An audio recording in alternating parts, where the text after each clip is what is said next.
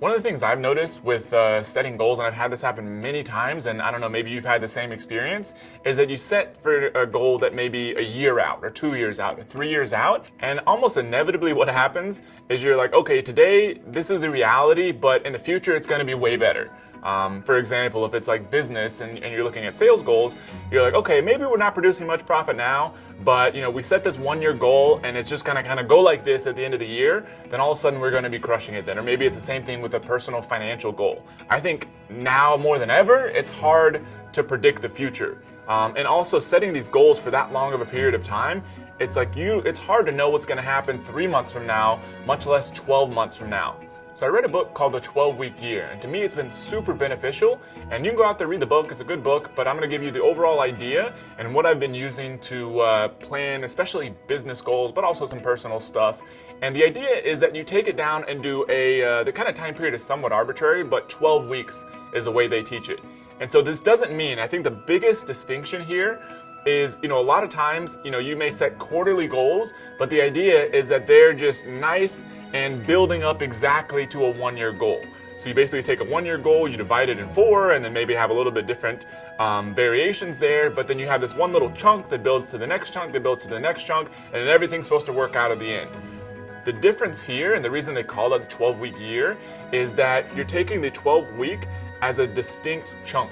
It's not necessarily building up to anything else. You want to achieve a measurable, impactful outcome at the end of those 12 weeks. So say, for example, in business, you're like, okay, in the next 12 weeks, what would actually matter if I accomplished it?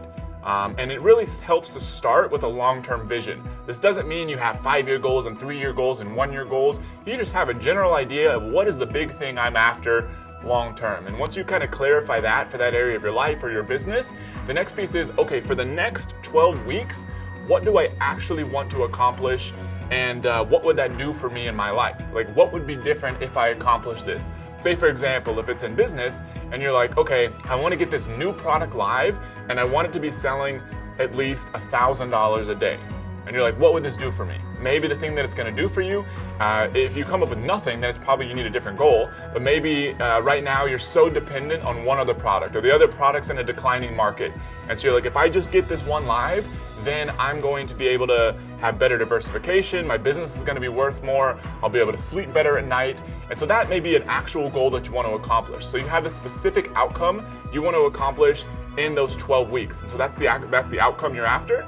And then what you do is you start having tactics each week. So the way this typically looks, and kind of a sheet that they give, is basically you end up with your 12-week goal. And then this is kind of the top section. So you would write down whatever that goal is. And then basically you have a set of individual tactics. And so the idea is that you're kind of thinking ahead of time is what is it actually going to take for you to get there? You're not worrying about that later or each week trying to figure out, okay, what do I need to do? This helps you kind of pace yourself. And so you may be like, okay, tactic 1, I need to do this by the first week. So week number 1. And then say if it's growing your business, for example, you're like, okay, tactic number 2, I need to do this each week. So this could be like monitoring your advertising, or working with employees or something like that. Like, I need to do this every single week. I need to do this one week 1, and then you may have another one that's like, okay, I need to do this by week 2, week 3. Maybe this is another one for week 3, for example.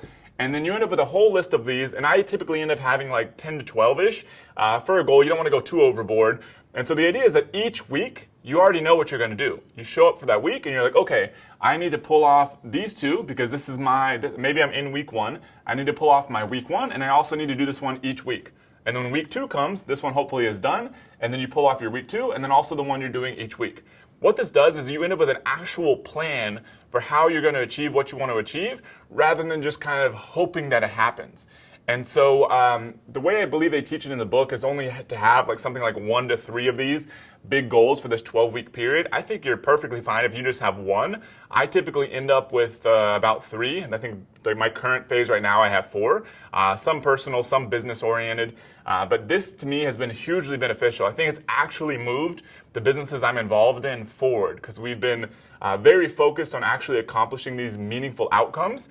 And I already have a plan when I go into the week, so I make sure that I'm not deluding myself and thinking like, okay, I'm going to achieve this goal but then maybe I don't think about it this week, and maybe I don't think about it next week. Then all of a sudden you get to week number 9, and you're like, oh crap, now I really need to figure out what I'm going to do.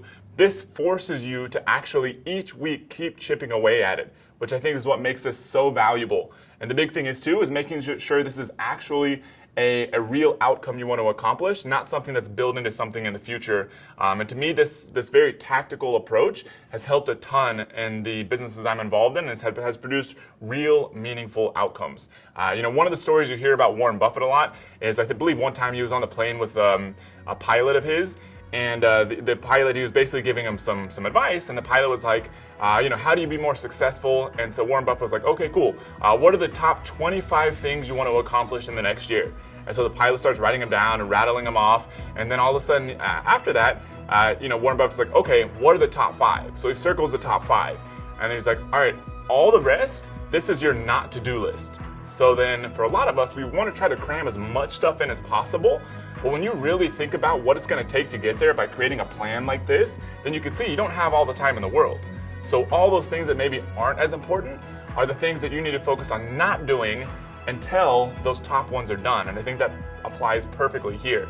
Tony Robbins says, he has a big quote that he always talks about a lot, is, progress equals happiness. As long as you're making progress in something, that can contribute a lot to happiness. It's when we kind of stagnate or we feel like we're not growing, when we're not as happy. So this is one way to kind of force progress on yourself and to make sure that it's happening every single week.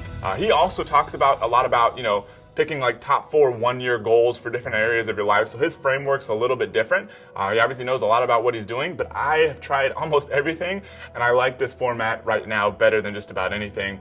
So hopefully this helps. Go out there, give this a try for area of your personal life, maybe your personal finances, an area of your business, potentially some other sort of personal thing, maybe your health or something like that. I'd love to hear how it goes, but give this a try. And if you want, check out the book. It's called 12-Week Year.